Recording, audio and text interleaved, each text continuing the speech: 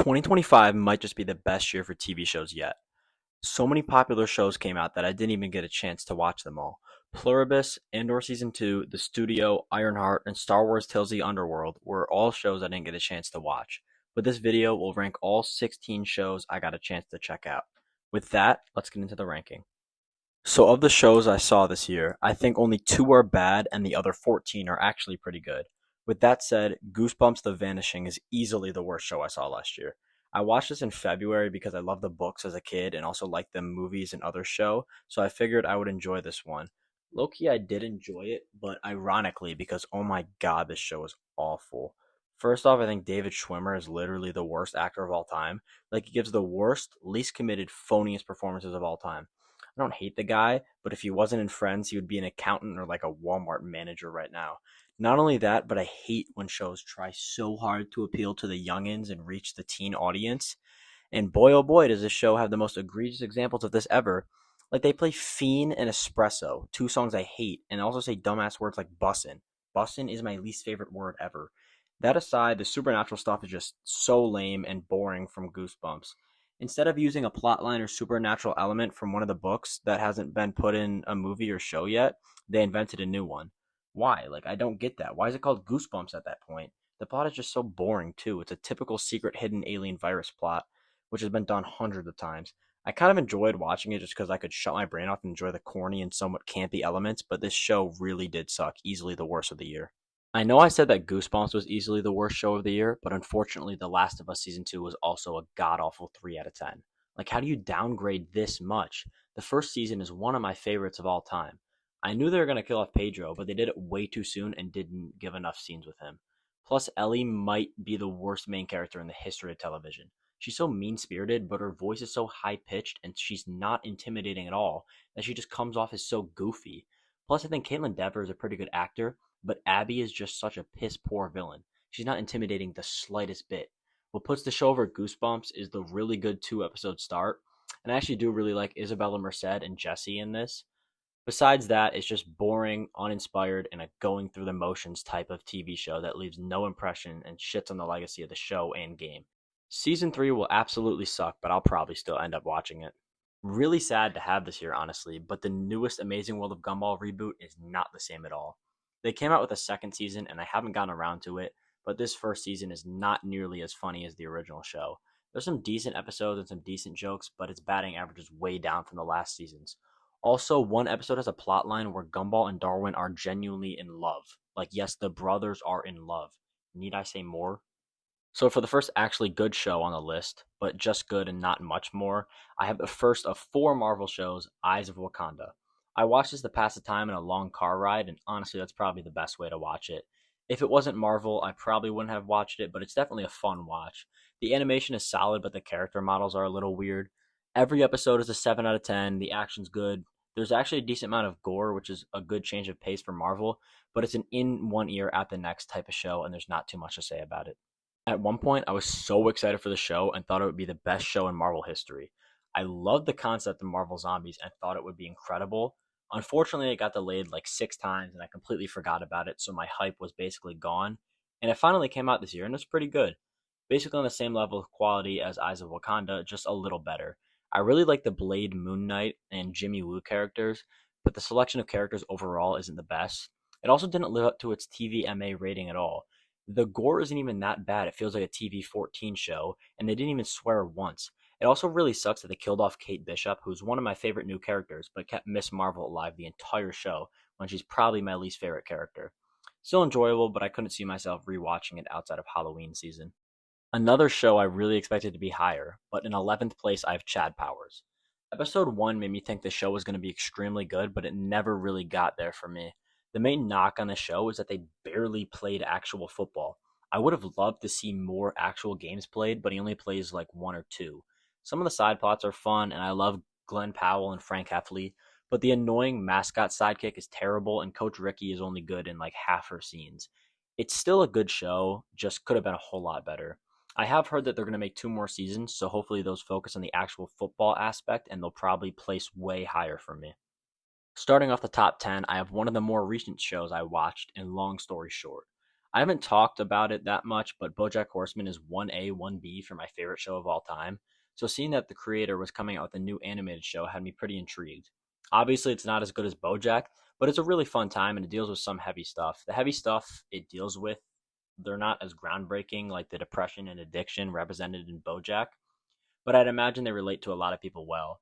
Also, I think it's good to see Jewish representation in the show. There's also queer and minority representation in this, but those are often represented in other shows. But I can't remember the last time I saw a movie or show that had really good Jewish representation. So it's good to see it here.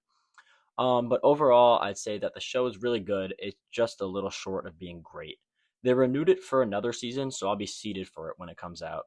Another show that was really disappointing for me was Peacemaker Season 2. It's still like a high 8, bordering on a 9 out of 10, though. The entire show was great for a while. I loved watching an episode every Thursday and seeing all the fan theories and predictions, but the actual show itself was kind of just characters hanging out for 8 episodes. I thoroughly enjoyed it while I was watching it, but there's no real big bad and they could not figure out how to end it. James Gunn said there was going to be a huge cameo and it would tie into the future of the DCU, but the cameo was a singer at a concert and the tying in he talked about was non existent. The characters had fun together, and then Peacemaker got trapped in a prison.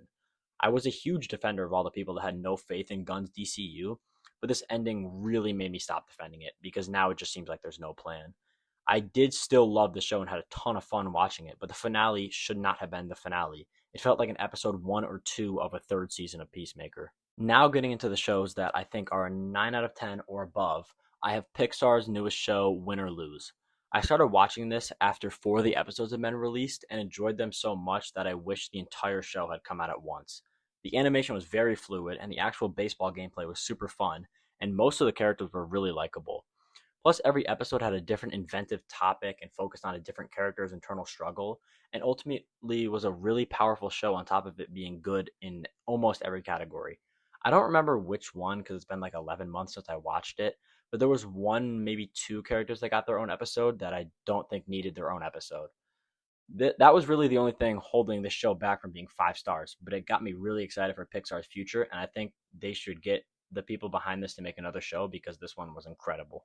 So I never watched any of the old Netflix Marvel shows. I was a little too young for them when they were coming out. But before Daredevil Born Again came out, I was watching season 1 of Daredevil and Loki didn't like it. Like it was fine, but not anything special. Daredevil Born Again, however, was fantastic. Those first 4 to 6 episodes of Matt Murdock and not Daredevil were genuinely 5-star episodes. I love all the lawyer stuff and I find it so interesting when it's in movies and shows. I'm not gonna lie though, once he actually got back to being Daredevil, the show got a little worse. It's still great overall, but the non superhero stuff was much, much better.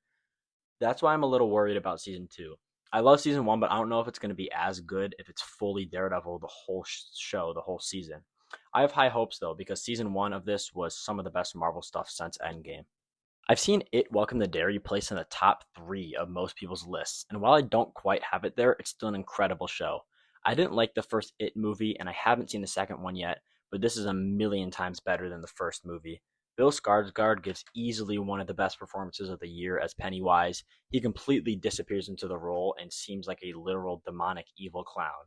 All of the characters are likable except for the ones that aren't meant to be, and I love how it's not played safe like the movie is. The movie barely has any like crazy shock factor horror and like gore scenes, but the show goes all out with the gore and is really scary. I don't even really know what more to say. It's an incredible show and I'm excited for the next 2 seasons and potentially a third movie. Start at the top 5, and the final Marvel show I have on the list is Your Friendly Neighborhood Spider-Man. I watched this a little bit after it came out, and I couldn't believe that I waited to watch this because it was incredible. This is the Marvel Universe I've always wanted in live action, and a great spiritual successor to Ultimate Spider-Man and Earth's Mightiest Heroes. The animation takes getting used to, but once you do, it's really good. There's so many classic Spider-Man characters and villains, as well as new ones and non-Spider-Man characters, plus a great balance of Peter Parker and Spider-Man moments. I honestly cannot wait for a new season. I hope this is a very long-running show with at least 5 seasons. Every voice actor is bringing their A game, but I especially love the casting of Coleman Domingo as Norman Osborn. This is the best Marvel cartoon since the early seasons of Ultimate Spider-Man, and I couldn't be happier with it. Gumball's reboot unfortunately didn't live up to the original, but thankfully Phineas and Ferb did. It just feels so natural, like the show never left. It's as consistently funny, the voice actors still sound the same, and they keep coming up with more inventions and innators that I don't think they'll ever run out of ideas. The songs are incredible too, and on average might even be better and more catchy than the original songs of the first few seasons of the show. Easily the best show Disney's come out with the whole year, and maybe even the best overall thing Disney's come out with. Invincible is the most bipolar show ever created. On one hand, the Invincible War and Conquest fight are super sick, and season 3 is easily the best season of the show yet. But on the other hand, the two big fights should have been more than one episode each. They feel small when they should be large events. Like, especially the Invincible War, it's literally a war that they condense into a 40-minute episode, and then they basically just skip over it and forget about it in the next episode. Honestly, the first two episodes are some of my favorites of the show because they show how Mark is completely in the wrong and Cecil is basically always right. And that's another problem with the show. Mark is literally a villain sometimes. Obviously, not a complete villain. He saves the people of Earth, but this current version of Mark seems like he would have been easily convinced by Omni Man back in season 1. Also, it's not an original opinion, obviously, but the animation does really suck sometimes. The characters all look so stiff and there's so many errors, but I think it's a fair criticism because I noticed them while I was actually watching the show. The voice acting is super great though. And as you can tell by this placement, I did love this season. Like, it was genuinely incredible and in my top 10 or 15 favorite seasons of TV ever. But it has more problems than like Eyes of Wakanda, which is the number 13 show on this list. The good outweighs the bad by a lot, as you can tell. But I really hope they fix all the flaws and make this a genuinely perfect season 4. Never in a million years would I have expected this to be so high on the list, but Creature Commandos was fucking fantastic. If it were on Letterboxd, I would give it 5 stars. I don't even know where to begin. This is just one of my new favorite shows of all time. This and my first place show are the only seasons I watched twice this year, and for good reason. Not only is the animation gorgeous, but every character has an incredibly well written and meaningful backstory. The Bride and Dr. Phosphorus are my favorite characters, and Nina isn't great, but every other character is just amazing. Really great stuff, and unlike Peacemaker Season 2, it really gave me hope for the future of James Gunn's DCU. And at number 1, there was no question. Stranger Things Season 5 is the best possible ending I could have asked for to finish my favorite live action show of all time. I have a full review of it on YouTube, as well as 2 big ones on Letterboxd, so check those out if you want my full thoughts, because there's nothing more I can say here. Amazing stuff. I have not stopped thinking about the show since it came out, and I don't think I will for a while. And that's the end of the list. Probably the most TV shows I've watched in a year, and one of the best TV years in a while. 2026 has the potential to beat it with new seasons of Invincible, The Boys, and Daredevil Born Again, but we'll have to wait and see. Let me know what videos you'd like to see in the future and what show was your favorite this year.